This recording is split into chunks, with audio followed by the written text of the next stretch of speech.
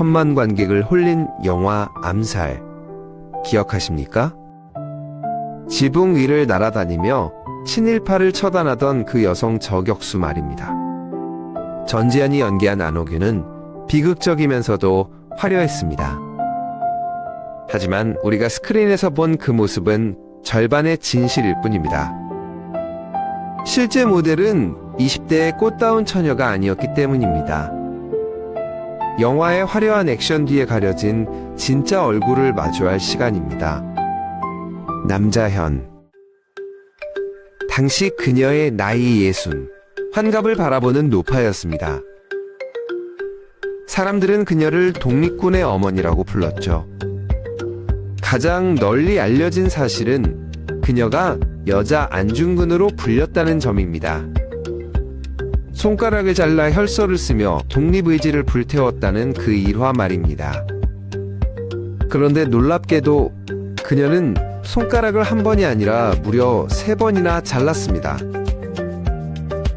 보통의 인간이라면 상상조차 힘든 고통입니다. 여기서 강한 의문이 듭니다. 손주를 돌보며 국자를 잡아야 할 나이에 그녀는 왜 차가운 권총을 잡아야 했을까요? 당시 독립군 조직은 철저한 남성 중심 사회였습니다. 그런 곳에서 총부 출신의 할머니가 단순히 상징적인 어머니 역할만 했을 리 없습니다. 일제정보 문서조차 그녀를 요주의 인물로 지목했습니다. 우리가 모르는 그녀의 진짜 직업이 따로 있었던 건 아닐까요? 어쩌면 그녀는 단순한 투사가 아니라 만주 벌판을 지휘하던 실질적인 행동대장이었을지도 모릅니다. 그 미스터리를 추적해봅니다.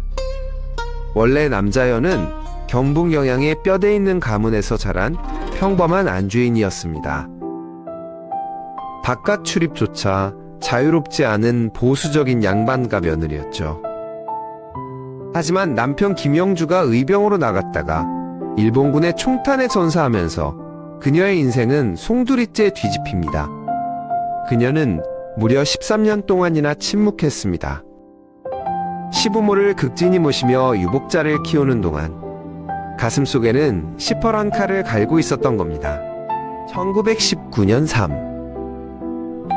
일운동 직후 그녀는 마침내 결단을 내립니다. 야사에 따르면 그녀가 챙긴 짐은 남편이 죽을 때 입었던 피 묻은 옷 한 벌뿐이었다고 합니다. 48의 나이에 홀로 압록강을 건넜습니다. 사람들은 이것을 지아비의 복수를 위한 연려의 선택이라고 칭송합니다. 전통적인 유교 사회는 그녀를 복수심에 불타는 아내라는 프레임에 가두려 했습니다. 그 편이 이해하기 쉬웠으니까요. 하지만 그것은 지나치게 낭만적인 해석입니다. 복수심 하나만으로 말도 안 통하는 만주 벌판에서 살아남을 수는 없습니다. 그녀는 서로군정서의 핵심 인물이 되었습니다. 밥 짓고 빨래나 해주는 뒷바라지 역할이 아니었습니다. 단순한 미망인이 어떻게 무장투쟁단체의 간부가 될 수 있었을까요? 그녀에게는 우리가 모르는 치밀한 전략가적 기질이 숨어 있었습니다. 이제 그녀를 안동 양반가 며느리가 아닌 거지로 위장한 스파이 마스터의 관점에서 다시 봐야 합니다. 1933년의 하얼빈은 겉보기엔 평온했지만 물밑에선 각국 첩보원들의 전쟁터였습니다. 이곳에 기묘한 거지 할머니가 나타납니다. 허름한 옷을 입고 채소를 파는 60대 노파. 아무도 그녀를 주목하지 않았습니다. 하지만 그녀의 눈은 일본군 사령부의 동태를 낱낱이 훑고 있었습니다. 만주국 전권대사 무토 노부요시를 노리고 있었던 겁니다. 그녀의 채소 바구니 밑에는 싱싱한 배추 대신 차가운 권총과 폭탄이 숨겨져 있었습니다. 일본군 경비병들은 상상조차 못했습니다. 남자연은 자신의 늙음을 완벽한 위장술로 이용했습니다. 꼬부랑 할머니를 누가 독립군 암살 요원이라고 의심하겠습니까? 백범 김구와 도산 안창호 선생이 그녀를 각별히 신뢰했던 이유가 여기 있습니다. 그녀는 단순한 저격수가 아니었습니다. 정보를 수집하고 무기를 운반하며 거사를 지휘하는 스파이 마스터. 이것이 바로 야사가 전하는 남자연의 또 다른 얼굴입니다. 그녀는 무토 노부요시 암살을 위해 직접 폭탄을 들고 나섰습니다. 실패할 경우 자결할 독약까지 품에 지닌 채 말이죠. 죽음을 각오한 60대 여성의 비장함. 그것은 훈련받은 젊은 요원들의 패기보다 훨씬 더 무겁고 두려운 것이었습니다. 하지만 그녀의 계획은 실행 직전 발각되고 맙니다. 그리고 가장 충격적인 사건이 이어집니다. 1932년 국제연맹 조사단이 하얼빈에 도착했습니다. 일제의 만주 침략 진상을 조사하기 위해 서구 열강의 외교관들이 몰려든 겁니다. 이때 남자연은 가장 엽기적이면서도 충격적인 계획을 실행에 옮깁니다. 말로 하는 호소는 통하지 않는다는 것을 알았기 때문입니다.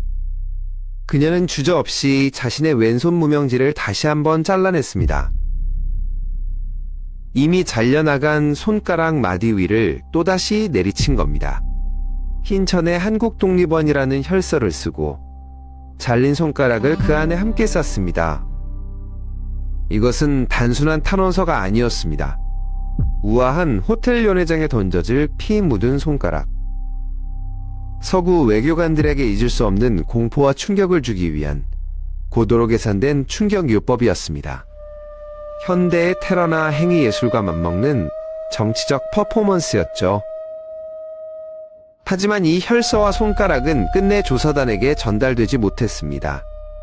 야사에 따르면 배달 사고라고 하지만 누군가 고의로 가로챈다는 의혹이 짙습니다.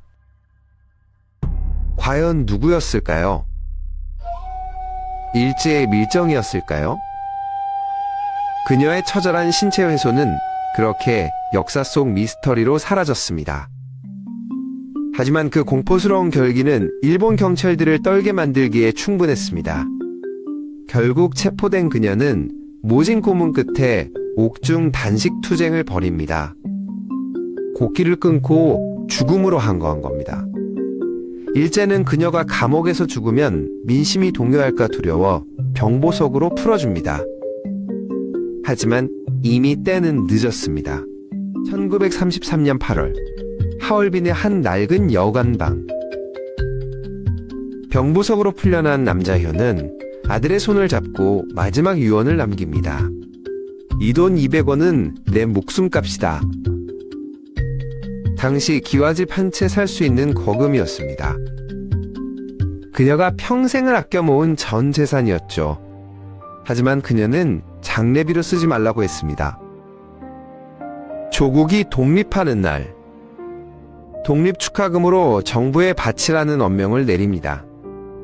그렇게 그녀는 하얼빈의 차가운 땅에 묻혔습니다. 그런데 지금 그녀의 묘소는 어디에 있을까요? 안타깝게도 찾을 수 없습니다. 광복 후 무관심 속에 묘지 위로 아파트와 도로가 들어서 버렸기 때문입니다. 손가락을 3번이나 자르며 지키려 했던 조국인데 정작 그 조국은 그녀의 유해조차 거두지 못했습니다. 참으로 면목 없는 일입니다. 하지만 그녀가 남긴 200원의 정신만은 살아남아 1946년 1절 기념식에서 김구 선생을 통해 대한민국 임시정부에 전달되었습니다. 우리는 영화 속 전지현의 액션에 환호했습니다. 하지만 이제는 그 화려함 뒤에 숨겨진 60살 노파의 거칠고 투박한 손을 기억해야 합니다.